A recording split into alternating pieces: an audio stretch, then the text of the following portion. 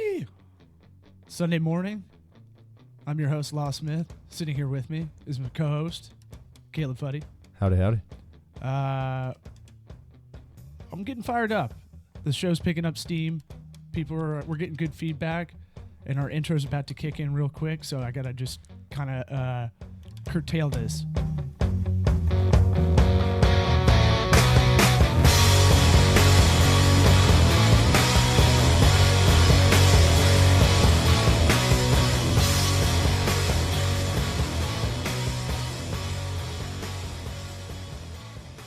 Hey, y'all.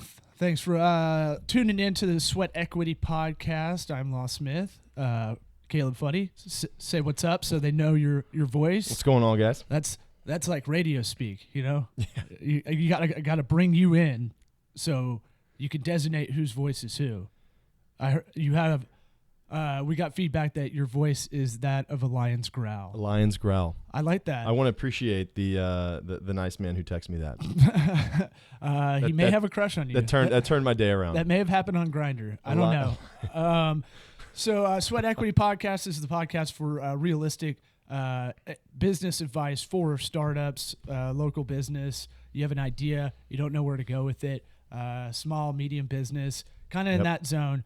Or maybe you've got a business that's successful, but you're a little stagnant. Maybe I always say content is kind of the worst word in business. You should always kind of have something that you're striving for to get better or to get bigger or to grow or to make your life easier, you know? Yeah. Let's see. Where do we want to go? We got to do a plug off the top. Absolutely.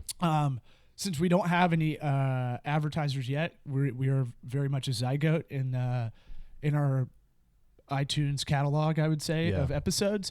I'm just going to give shout-outs for companies that our company, Tokubaga Consulting, has as clients.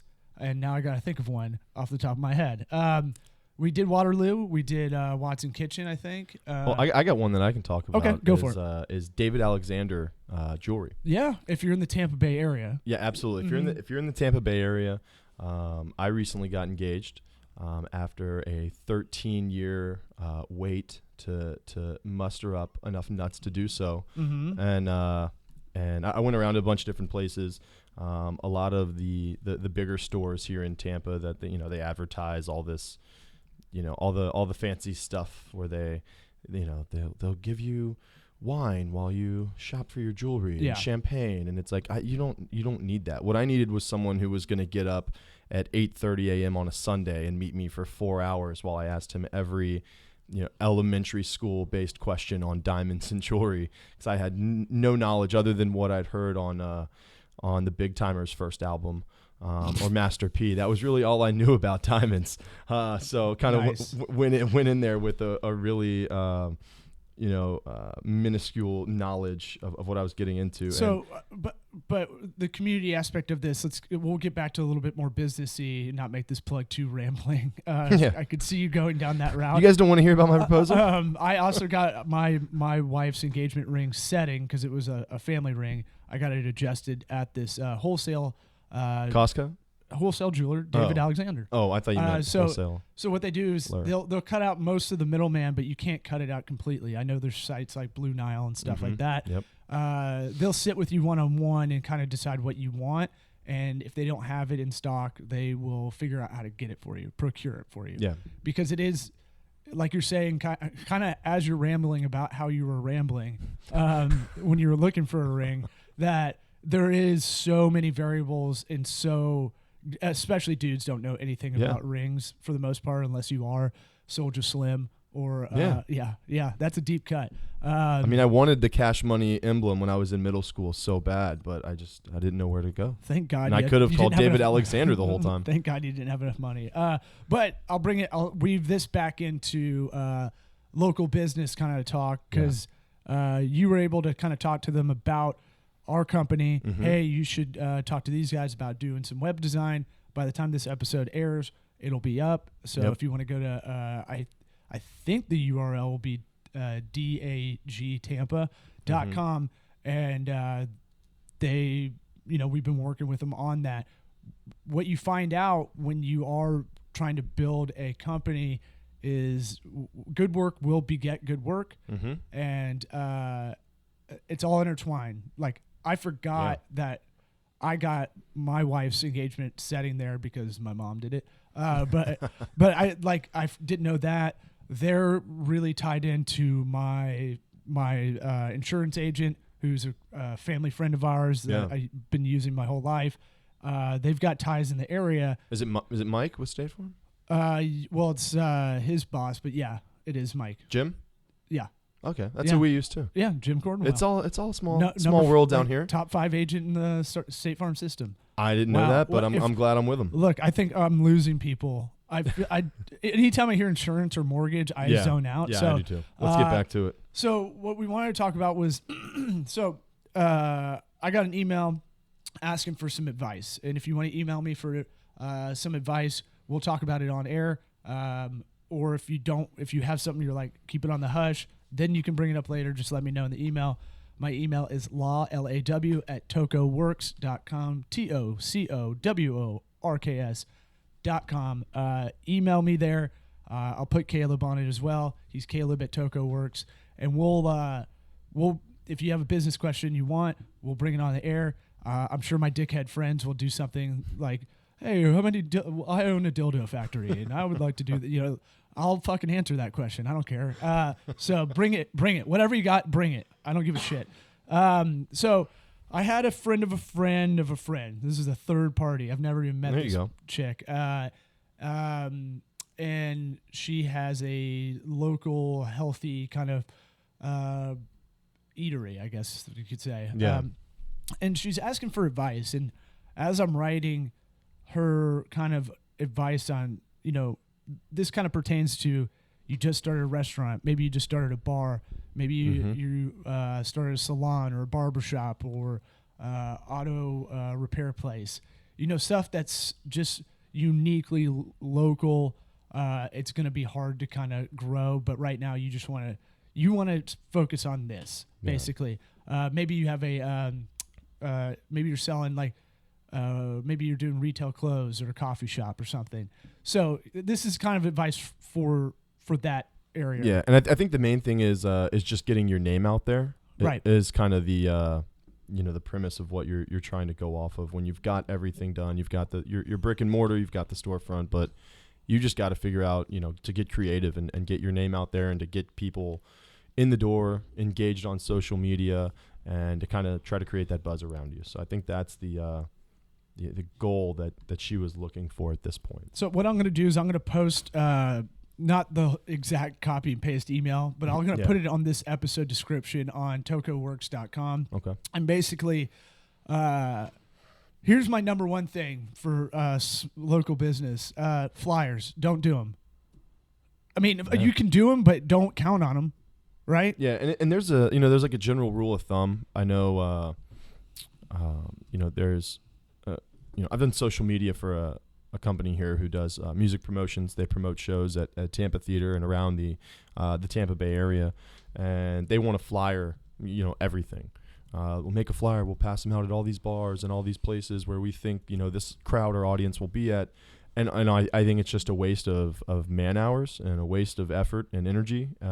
Minimal expense, but it's just not worth it. And when you expect 10% of your fly, like of what you pass out to come back and to actually like buy a ticket or lay eyes on your website or your show on social media, that payout is so small compared to what it takes and what you're going to pay somebody to pass those out in distribution. So I'm not a fan. So yeah, one of the things I wrote to her, one of the tropes that a lot of small business owners, they'd never look at the results of what they've done, which is to say, I used a mailing list that had like a traditional mailing list that had 3,000 mailers go out. Okay. How many results did you get out of that? I don't know. Yeah. Well, how are we supposed to figure out if that's effective or not? Because I'm not going to totally bash flyers and mailing lists. You can't just do those. Right. But I'm saying, like, if you don't know the percentage of, mailers do work if you're if you're marketing a certain kind of business, but if we're talking or if you're targeting a certain demographic. Right. But if you're trying to get people to come through the door for a restaurant or a bar, this is I'm gonna have an aneurysm. I have so many things to say, but it's like I try to tell people don't think narcissistically, but in this case, in marketing, you kind of have to. Have you ever walked in? Have you received a mailer and then been like, "Oh, I should walk into this business"? Like, yeah, it doesn't. It's doesn't trash. Happen. Yeah. It gets caught up. Have you gotten a flyer on the street and you're like, "Oh, fuck yeah, I'm gonna go to this. This looks awesome." Yeah. Maybe 1 in 100, maybe. And we're more optimistic than most. I'd say in that direction. Yeah, I would totally agree. So I try to tell her there's you have to look at your results. Okay, you have a social media account. What you can get data on that. And I'm not talking like hard data, like that we got to do R squared correlation, between a confidence of 99% or something. I'm talking like just how many people did you reach with this Facebook post? 500? Yeah. How many people were engaged? 1? Okay. I think we need to switch up the formula a little bit. But maybe the picture should be better. Maybe the copy should be better on the post. Maybe you should target different people. But this is the biggest thing that people don't fucking do is look back at go, hey, what are the results? And I mean, this spreads into the other departments of business, but it's like marketing especially because you're just kind of pissing in the wind and hoping shit happens. Well, and I think what happens a lot of times with some of the, with these small businesses and when it's just either the owner of the business is doing everything or they do have a couple people on board helping out. It's more of, okay, I checked that box. I did that Facebook post. We launched our social media marketing campaign, if that's what they'll end up calling it, which is just a sponsored post. Mm-hmm. And as long as people are coming through the door, they're not going to look back at the statistics. But I think even when you're having success, it's equally as important as when you're having failures to look at those statistics and learn what works and what doesn't, because you need to keep setting that up for your future campaigns and for how you're going to attack things in the future. If you're having a lull in business, what do we need to go back to fall back on? Well, we don't have those analytics because I didn't care to look, or saving this data because people were still coming through the door. Right. And look, you're not going to get 100% of your leads data. There's no way. Part of it, the online stuff I love because you can almost say one for one. That data is really specific and you can see how many people are engaged. You have to think of it a little bit anecdotally, and here's the other part I was going to get to is the marketing funnel. And it's kind of more this, for anybody that does online marketing, they kind of call it the content marketing funnel. It's been around before that. This is old school theory, but you're going to do about 14 to 20 different ways of promoting your business to get people to walk through the door. So I'll try to illustrate this because we don't have video set up yet, but think of a beer bong. Okay. Yeah. Everybody can relate on that. A big funnel with the tube going down, right? Okay. Yep. Okay. So beer bong, you're putting the two beers you're putting in that beer bong. If you're like Caleb who can party, maybe used to. I don't know now. Yeah. I don't know if I can do 2 in the beer bong now. Oh, I was a total puss. I have no chug. I can't chug. I'll be like, I'm like, sorry guys, I'm sorry. Ugly chug face. Yeah. So, all right, think of the beer in the top of the funnel, right? Mm-hmm. Those are the 15 to 20 things you're gonna do, and I'll list I'll give some examples. Right. Mailers, flyers, social media posts, social media ads, different things. Yep. Email list, becoming part of the community. So community groups, Chamber of Commerce's kind of thing. Reaching out to your network, reaching out to your local community. Your network meaning your immediate family, your immediate network of people you would call to hang out. Yeah. That's what I consider that. And even business to business partnerships as well. Yep. And so you're going to do all that. That's all swimming around in that bush light at the top, okay? All right? And then in the middle, right in the middle is kind of where it's kind of curved on this beer bong illustration. That's going to be how many people saw it to how many people are interested, right? Right. You basically have, let's say you have a scatter shot of, you have a reach of 100,000 people at the beginning of where the bush light is, towards the middle where you get a little burp action. That's going to be your leads, essentially. All right? Okay. Now, from middle of the funnel, the little tube, middle of the tube, to your mouth, right? That's leads to conversions. So how many people... That's the tasty stuff right there. there. So how many people are you going to get from that middle that are interested to walk through the door, especially... And we're not even talking about like an Etsy store or anything because this gets a little bit easier. But how do you get the leads, the bubbles in the middle of that bush light, of that tube, into your gullet, which counts as a conversion? I hope this makes sense. It does in my head. And I think it's you want to get that into the system, and once you're drunk, then you're making money. Then you're in it. Yeah, you're doing the happy dance. Well, it's one of those things where you have to think about it as a funnel. Okay, so at the top, you've got a reach of 100,000. Yeah. You're gonna do all those things. You might get 100 more people through the door. Well, and I think a good thing to note is it's almost not all of those things are going to work. No. But you still need to do them. And trial and error. Yeah. You still need to do them, especially if you're in the early phases. Don't count something out or discount something because you say, I don't think that's going to work. Right. Instead of 15, I'm going to do 10 or I'm going to do 8 or 5 because I know these will work. You don't know what's going to work. If you're in the beginning stages, you're going to be surprised at where a lot of your customers are going to come from. And when they walk in that door and you say, how'd you hear of us? Yeah. Or when they just tell you without even asking, you're going to be surprised how they heard of you. Because it's going to be in ways that you're going to say, oh, I forgot I did that. And keep that data. Keep it like a fucking, those old guys that keep baseball scores for no reason since we've had them. I do. We've had electronic scorekeeping for 60 years? Yeah. Pencil and paper, man. Yeah, keep a grid, behind the counter or somewhere on you where you can just check off, okay, this person said this. Oh, this is interesting. But not only that, also this is getting too in depth, but no. Keep track of what they spent. Yeah. Because if you're finding a correlation between the people who found you on Facebook and that they're spending more money than the people that found you from a newspaper ad or from just passing by and seeing your brick and mortar store, you need to know that.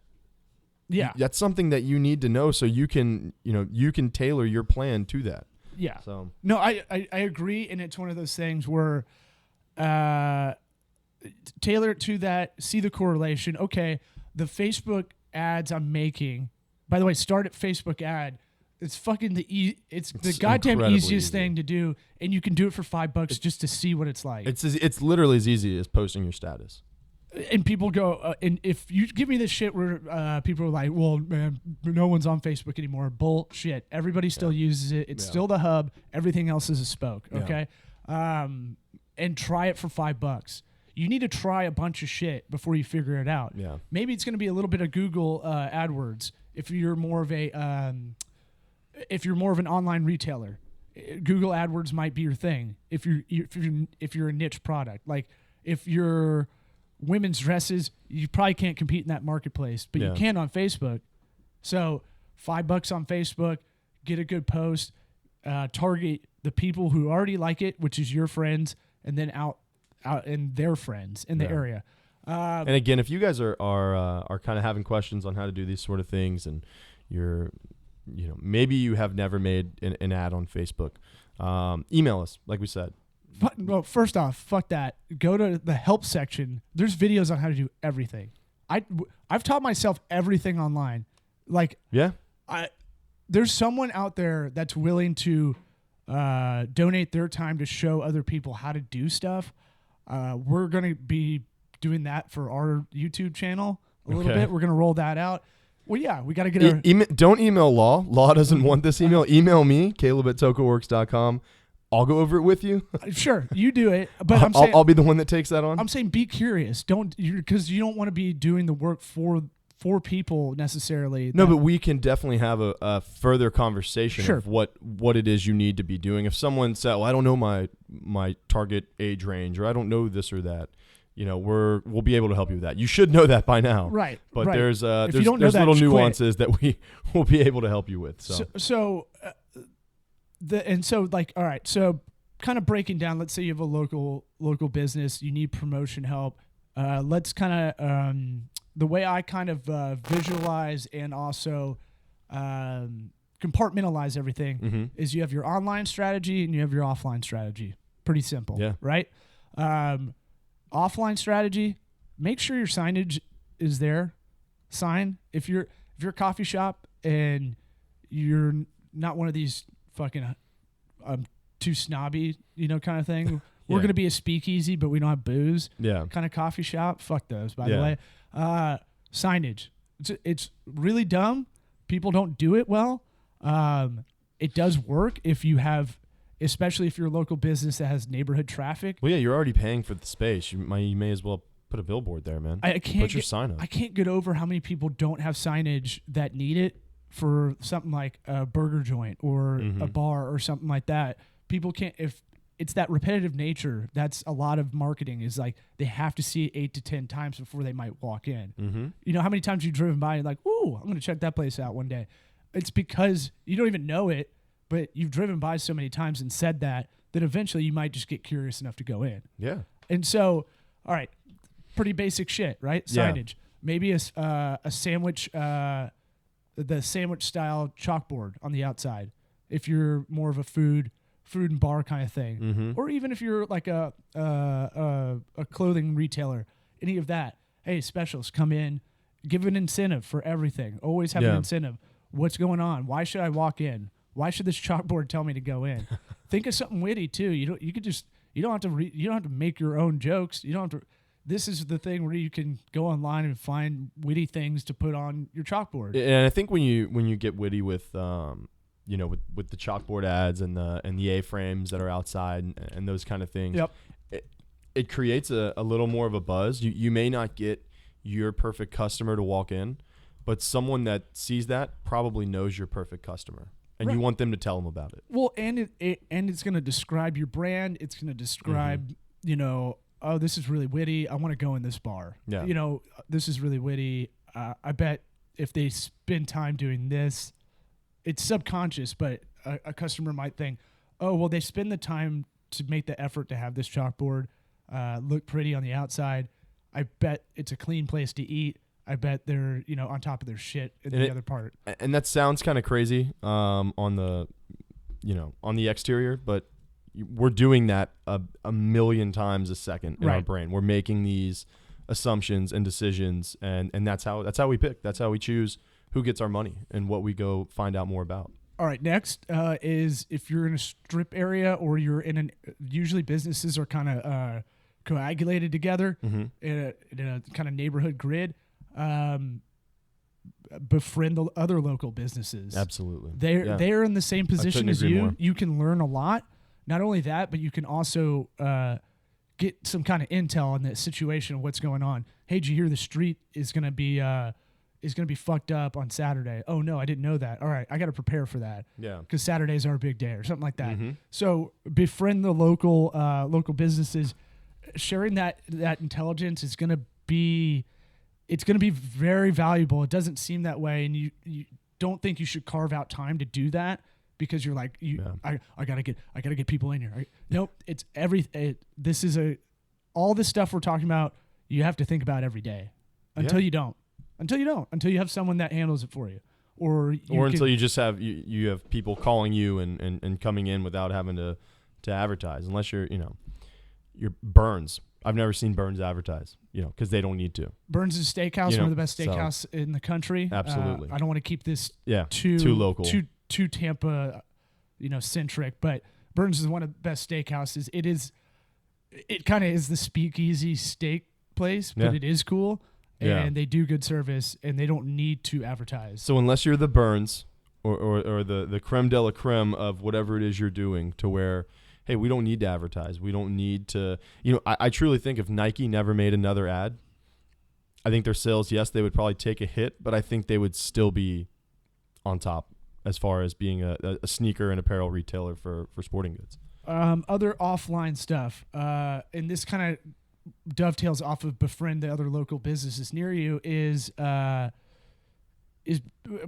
I call being the mayor strategy. Mm-hmm. You need to be, every time you're out, you got to make sure you don't have to weave it into every conversation that you own a place, but you might have to. Like if you're struggling, you might have to figure out, like, every time you're out, that's kind of a marketing opportunity a little bit. Mm-hmm. Let's say you're going. You are your brand at this point. With these small businesses, that's what you've got to understand. Right. You are your brand. And look, sometimes when the real estate agent kind of is like giving you her shit while you're talking to her at a barbecue, you're like, okay. But it felt cheesy in the moment. She don't want to do it, but you may actually call her.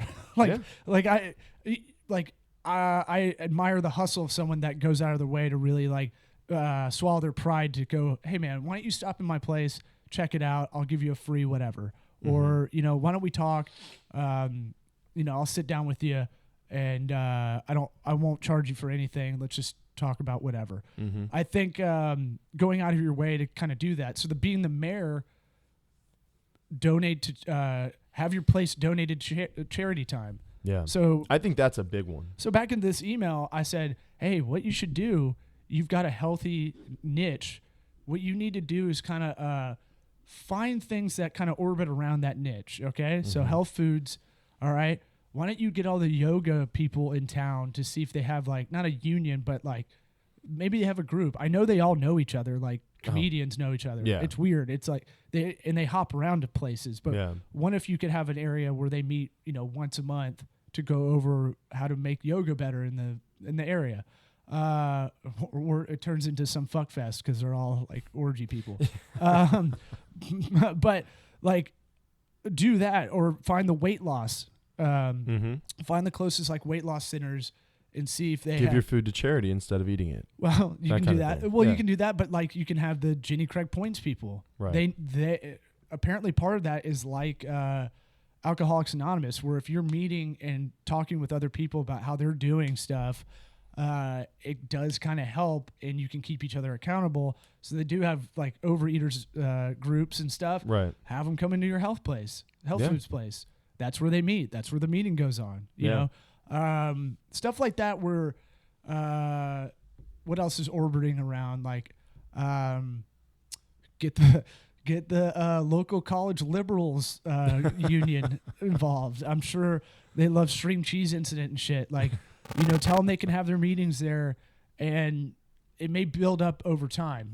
Kind of. It's not gonna get you immediately too. That's the other part. Well, I think a lot of things you see going on now that are on more of a social front are a lot of the running clubs, and you see all these bike gangs rolling around Tampa now, and I know that's kind of the cool thing to do in a lot of these metropolitan areas is, you start at a bar and you drink some beers and you ride your bike to another bar. That's the halfway point. And then you hit the third bar and then you hit your way back, and everyone's got little neon lights in their spokes and they're all dressed up goofy, and it's this big event, that they put on, but that helps drive business to those bars. And it also gives them content to post on their social media. It gives them, a way to make them look like, hey, things are happening here. This is a fun place to be, come down here and grab some beers here. And I think we keep using a lot of these bar examples because that's what we have a lot of experience with as consumers. So forgive us if we keep using the bar thing, but it's kind of an easy route to go. Well, it's also pretty much everybody that will listen to this knows, has probably had bar economics in their head at some point. Yeah. That's why I like using that, or a restaurant. Also, they fail a lot. So and these are the reasons why, because they don't do some of these other things. There's a reason Bar Rescue will always have a bevy of people to choose from. Yeah. Because it's a lot of people with ego can't get out of their own way. And this will bring it to the quote I like in a little bit. But offline tactics, signage, chalkboard, befriend the local businesses, be the mayor of your neighborhood, city. whatever, be out and about, be meeting people close to the area, proximity wise. Yeah. That matters. Like, okay, if you're meeting with people in a Chamber of Commerce 2 towns over, they might not step foot in the place. Yeah, you may be a little too far out of your reach there. So work within the 3 mile radius. If you're maybe you don't live in that area, but you have the business there, go out of your way to go eat at other places or go to other small businesses there just to chalk it up. That's what I would do. I've done it before. I go in and I meet my buddy, my Israeli buddy that would give me all the intel on what's going on in the area, and it was great. And he'd make me a badass gyro. And I was like, this guy's awesome. I love this guy. It's all right by me. And so we helped each other out because I'd be like, oh, did you know about this? And he'd be like, and that information is so valuable. It's very underrated that everybody doesn't think we talk as much as we should. Maybe that's true, but I don't know. To me, that seems like more of an opportunity for you to gain traction against people that don't talk anymore. Yeah. Online tactics. Social media, figure out a strategy for each kind of social media account. Mm-hmm. Your Twitter just shouldn't be posts from your Facebook page. Right. You may not. Most local businesses don't even need Twitter necessarily, because to be relevant, you have to do it about 7 to 10 times a day. Yeah, and I think Twitter is it is the epitome of quantity over quality. Mm-hmm. It is so hard to have a quality Twitter post, regardless of what you're doing. Yeah, I mean it is so hard to even. I follow a lot of comedians on Twitter. Yeah. And even to have a quality joke that you're going to post, to have that in 140 characters, and to make sure that it's delivered right and that it's read right and taken the right way. Right. You're talking about a small percentage that are going to get the joke the way you're intending it to get. I mean, it's just so difficult on Twitter. And also, Twitter's more. It is more. It's more of an informative. It's more of a news line, honestly. It's unbalanced, though. Facebook, you can have a million friends, but not be any kind of celebrity anywhere. Mm-hmm. You could just be very social. Yeah. But with Twitter, it's more brand and celebrity heavy. So that's why people are like, well, I tweet all the time, and it's like, yeah, but it's hard to get traction if you're not kind of making waves somehow. Well, and the same kind of holds true. I shouldn't say the same holds true, but it kind of backs up the point why Instagram has become so popular. Yeah, we're visually stimulated. Yes. If we read something, we've got to think about it too much. We've got to connect the dots, and if we can't do that in a couple of split seconds, we keep scrolling up. Right. With Instagram, we have something to look at. The photo can play off the caption. We can paint a better picture of what it is that we like about that or dislike, and we either make a decision to answer a call of action and find out more about what is going on in that post, i.e. a product or a service, or we'll keep scrolling. Right. And Facebook combines both of those worlds for us. Facebook, you can have a lot of different things, extended videos that are going to be longer than Instagram. I mean, it's the basic stuff that a lot of the people listening already know are the differences, but it's kind of... But maybe not thought out. Exactly. And why, and it just goes back to why Twitter is just not as effective, as Facebook and Instagram. And I have to say this again, posting on social media is not an ad, okay? There's a difference. I've had this conversation with a lot of small business owners, and they go, well, we're advertising online. I'm like, well, what do you mean? What does that mean? And they go, well, we post something every day. And then also the quality of what you're posting. I can see some of this graphic design shit that looks like, when you get the... I think we've talked about it on this podcast. When you get I get it from my hard right Republican friends that somehow think I'm a super liberal because I don't hunt. But they send me chain emails still, and it's in Comic Sans font, and I can't take it seriously, so I just dismiss it immediately. It's like Obama wants this, blah blah blah, and it's like whatever the point is, I'm already lost because this looks like dog shit from the fucking 1993. Yeah. So. I see a lot of small businesses post the corniest fucking looking shit. Yeah. And I'm like, look, you don't have to fucking, this is even hard. Go look at it. Now I'm going to fucking lose it. Go look at someone that's doing the same local business in a different city, in a smart city. Go look at someone in Austin, Seattle, Portland, San Fran, Raleigh. Go look at what they're doing, see their social media strategy, copy the fuck out of that. Yeah. And that's then all. That's until you all get any of your this own way. is just copying what you've seen work elsewhere. Bring it to where you are. If there's a fucking healthy food place in Denver that I like, granola on the mountain or something like that, I'm gonna copy granola on the mountain's fucking. Okay, on Pinterest they put recipes. I don't know why, but they do. But it works. Yeah. On Instagram they show behind the scenes of how their employees make the stuff. On Facebook they do more promotion. Hey, mention this Facebook post, get 30% off anything over $10. So they have a different strategy for each of them instead of just going, oh, I've got a Hootsuite, and it just pushes out to all these things. Yeah, at the once. same post, The same message. to all platforms. And I also think that it's the quality of your posts. And this, I wanted this to be a whole other episode, but it seems that we're diving pretty far in. Yeah. Because social media is such an enormous part of it needs to be such an enormous part of anyone's business. Right. Can't be ignored. No, it can't be ignored. You're on it anyways. What do you put it in front of these people? They're going to be there. So, I have a buddy of mine who created, he started with making, this is your typical college idea of taking empty liquor bottles and making lamps. Oh God. Okay. Yeah. I think there's like one in every group. Yeah. That's like, do you want to buy this lamp? Look at this. This is all, it's a Captain Morgan lamp, bro. You love Captain Morgan. So he started with that. He's one pair of Crocs away from being like a homeless guy. Yeah. You want to buy this lamp, bro? Yeah. It's like, no, I'm good. But he kind of, I don't know how he went the other direction, but he started making organic soaps. He had acne. His brothers had acne. And what he did was, he saw that nothing they were doing that their dermatologist recommended was working. So he said, screw it, I'm going to make my own natural remedy. And, I mean, sure as shit, cleared up his face, his brother's faces, and everyone at their high schools was like, what are you doing? Like, how did you do this? Like, your face is crystal clear. So he started a soap company.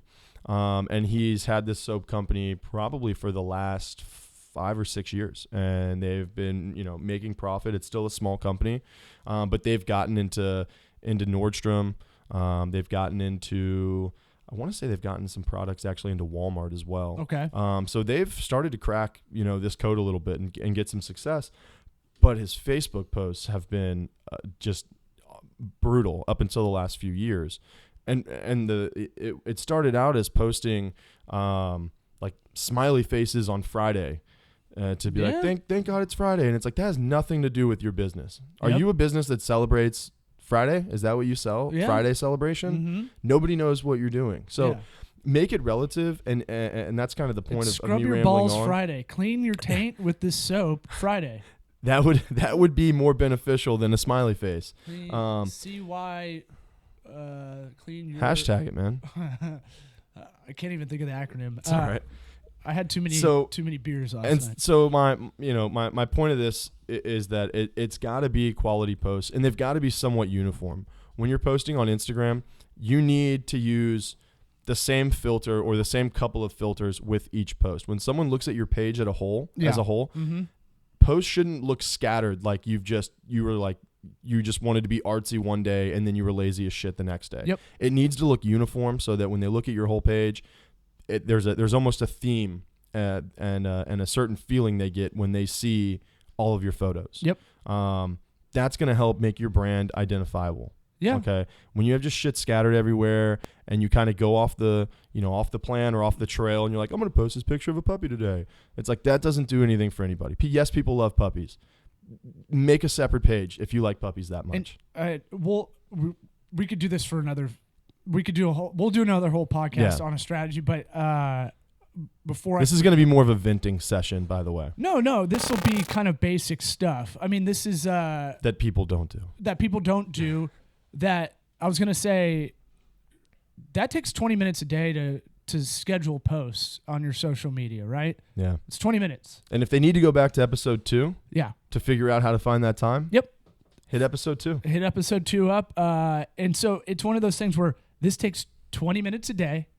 Put it in your iCal, put it in your Google Calendar. If you don't do that, if you're dumb and do the old school written calendar for whatever reason, I don't know why people still hold on to that, but okay. Write it in there. Put in your Trapper Keeper. Put it in your fucking, your Trapper Keeper, your Transformers Trapper Keeper. Put it in that shit. But I'm saying like that takes 20 minutes a day. It's free. It's fucking free. Yeah. That's what makes me mad. Yeah. And be curious. Okay.